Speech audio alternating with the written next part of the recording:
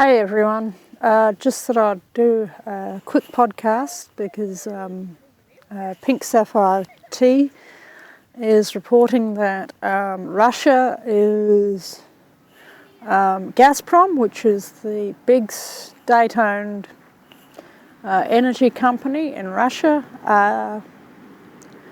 no longer doing transactions in US dollars.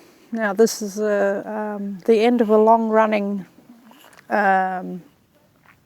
policy that global oil companies have had. Who is reporting this? Well, Russia Today is reporting it. TASS is reporting it.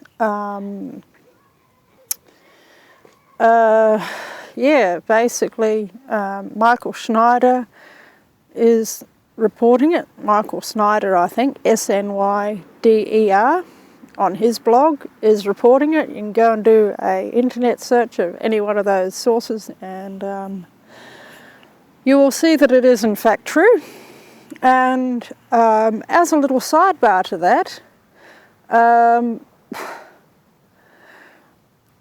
was reading the Herald Sun in Victoria.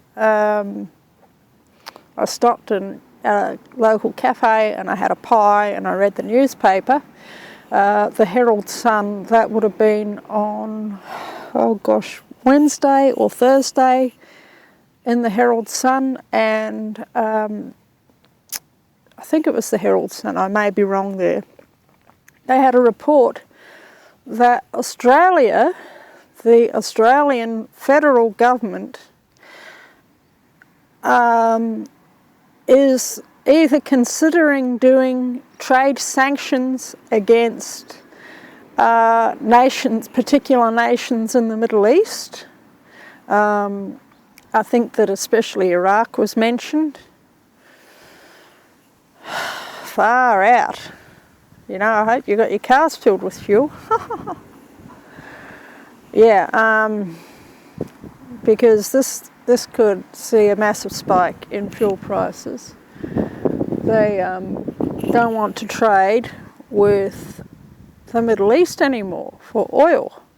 Well, gee, where are they going to get all their fossil fuels to keep this bloomin' country going from? I think this is called peak oil and collapse. Okay. I've, thought for a while that this would be one possible route to the end of modern civilization, and I've probably said it in a number of my previous videos.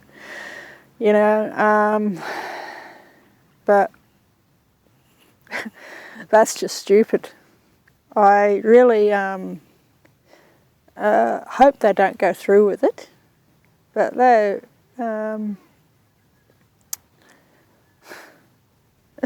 What are they thinking, basically? What are they thinking?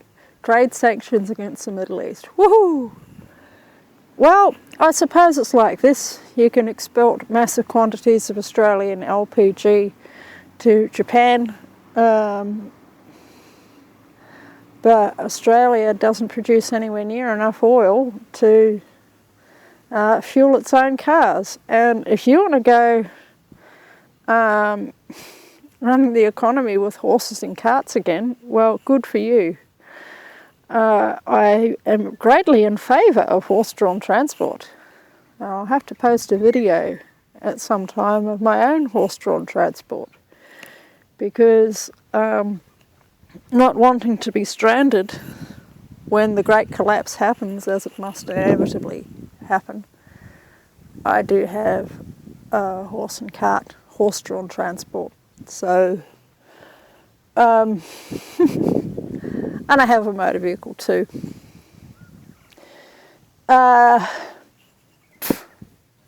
It's almost laughable. It would be absolutely hilarious if it weren't so serious, as I keep saying, Oh yeah, and the other thing is that I've been saying for a little while that Australia is shooting itself in the foot by keeping itself so closely tied to the hang on, I've just got to shift myself here by keeping itself so closely tied to the US dollar. But I did read in the newspapers, I think once again it was the Herald Sun, you know, fountain of knowledge that it is. Sometimes you do actually get very interesting reports from it. Sarcasm bites there. Oh well, who cares? Yeah, sometimes there are intelligent things posted in the Herald Sun. Now, what was I going to say? Oh yeah, the Australian government has decided that they are no longer going to conduct trade with other nations in US dollars. So I think that for once that's actually a wise decision on the part of the Australian government. I know I bag the Australian government a lot on this channel, this just because they do so much unwise stuff, you know. But occasionally they do something really sensible. And deciding to no longer trade in the US dollar is probably one of them, because the US dollar is headed straight for collapse. When it does, any countries that are still trading in it are going to be caught out big time. So, especially with China. I forget where I read it. Like I said, probably the Herald Sun. But if you do an internet search on it, the source for that should be quite easy to trace, because it was, you know, a fairly major story.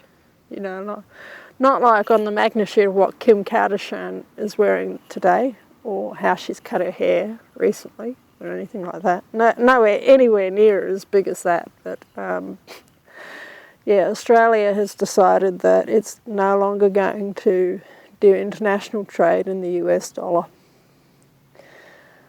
Yeah, I am going to post another video today or tomorrow or whenever, which is quite interesting. I am a Christian. I do attend church on a regular basis. I'm probably the most unconventional Christian that you've ever met, because I still read tarot cards and I still do astrology, because I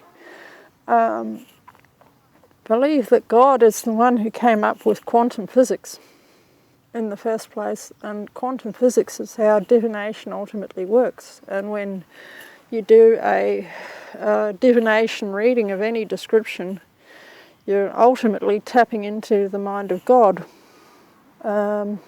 because he's called the Word. And what should the Word want to do but talk to people? There we go. Okay. Now, I think that's about it for today. See you later.